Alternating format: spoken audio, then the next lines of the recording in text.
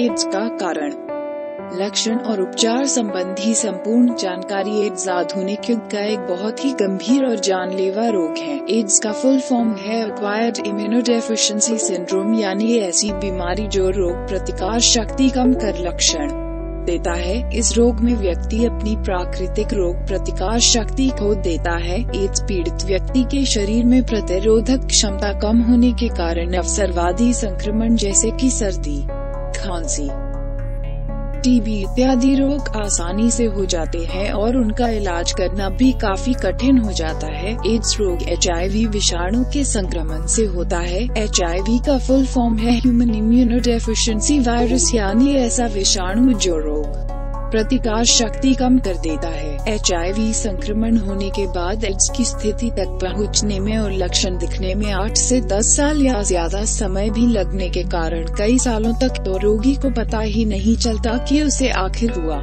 क्या है। धीरे धीरे करके उसके शरीर की रोग प्रतिरोधक क्षमता अर्थात रोगों से लड़ने की शक्ति समाप्त होने लगती है। इस रोग की जांच करवाने के 3 साल के अंदर ज्यादातर रोगियों की मृत्यु हो जाती है। एड्स कैसे होता है?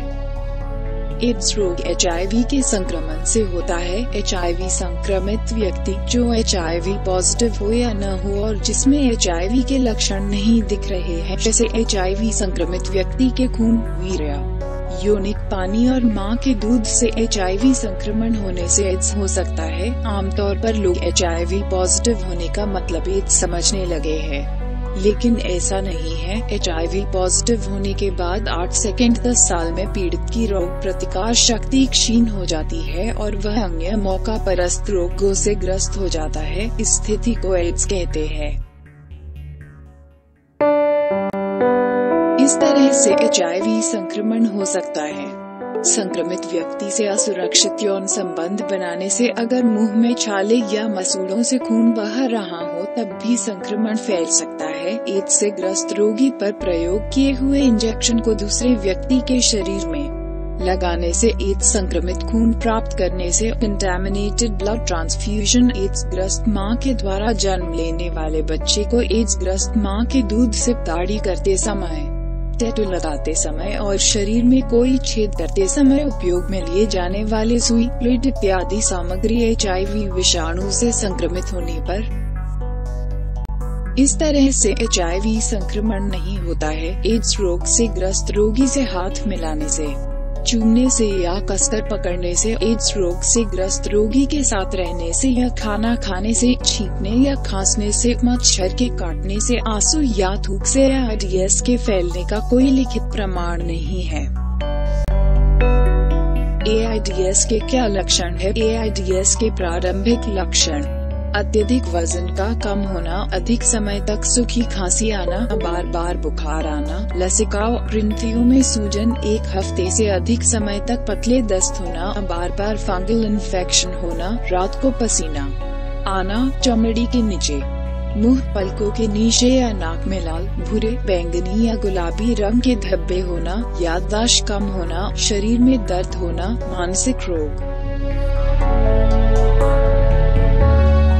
एड्स का निदान कैसे किया जाता है? HIV 1 और 2 AIDS के निदान डायग्नोसिस करने हेतु HIV 1 और 2 की खून जांच की जाती है। शरीर में HIV का संक्रमण होने के बाद शरीर की रोग प्रतिकार शक्ति जवाब में HIV एंटीबॉडीज का निर्माण करती है। यह एंटीबॉडीज शरीर में निर्माण होने पर व्यक्ति को HIV पॉजिटिव कहा जाता है। HIV का संक्रमण होने के बाद शरीर में HIV एंटीबॉडीज निर्माण होने को 1 सेकंड, 2 हफ्ते या 6 महीने तक का समय लगता है और इस समय को विंडो पीरियड कहा जाता है। HIV विषाणु शरीर में मौजूद होने के बावजूद इस कालावधि में पीड़ित की खून जांच सामान्य आ सकती है और पीड़ित दूसरों को एड्स फैला सकता है। HIV एंटीजन टेस्ट: शरीर में HIV का संक्रमण होने के बाद एंटीबॉडीज तैयार होने में काफी वक्त लगता है, परंतु एंटीजन जल्दी तैयार हो जाते हैं। HIV एंटीजन टेस्ट से HIV का संक्रमण होने के कुछ दिनों में ही निदान हो सकता है और तुरंत उपचार एवं अन्य व्यक्तियों में फैलाव होने से रोका जा सकता है। CD4 काउंट: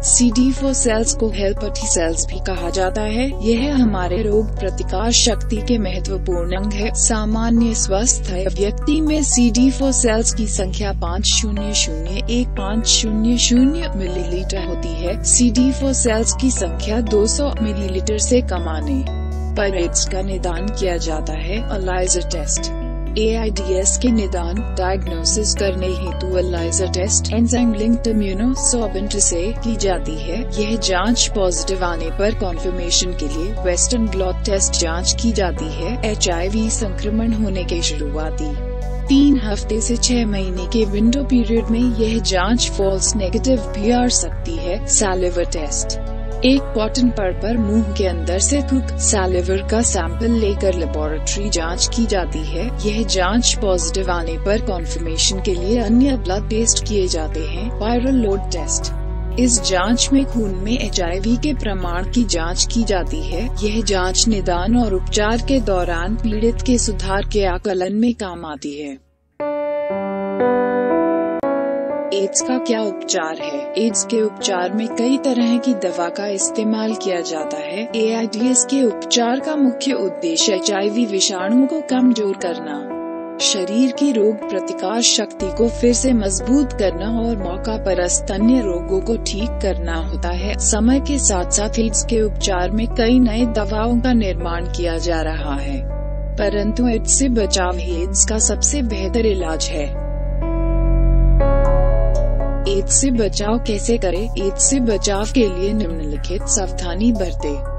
अपने साथी से वफादार रहे। ज्यादा व्यक्तियों के साथ सेक्स संबंध नहीं बनाने चाहिए। अगर किसी अन्य व्यक्ति के साथ सेक्स संबंध बनाने भी हो तो हमेशा कंडोम का प्रयोग करना चाहिए। जहां तक हो सके वेश्या या गलत लोगों से सेक्स संबंध बनाने से बचना चाहिए। अगर आप बाहर दाढ़ी आदि बंगवानी हो तो न इसे कहकर हमेशा नए ब्लेड का प्रयोग ही करवाएं। अस्पताल आदि में सुई लगवाते समय हमेशा नए सिरिंज का ही प्रयोग करना चाहिए। अगर अस्पताल आदि में खून चढ़वाने की जरूरत पड़ जाए तो पहले पूरी तरह कंफर्म हो जाए कि जो खून आपको चढ़ाया जा रहा है वह किसी एड्स रोग से ग्रस्त रोगी का तो नहीं है।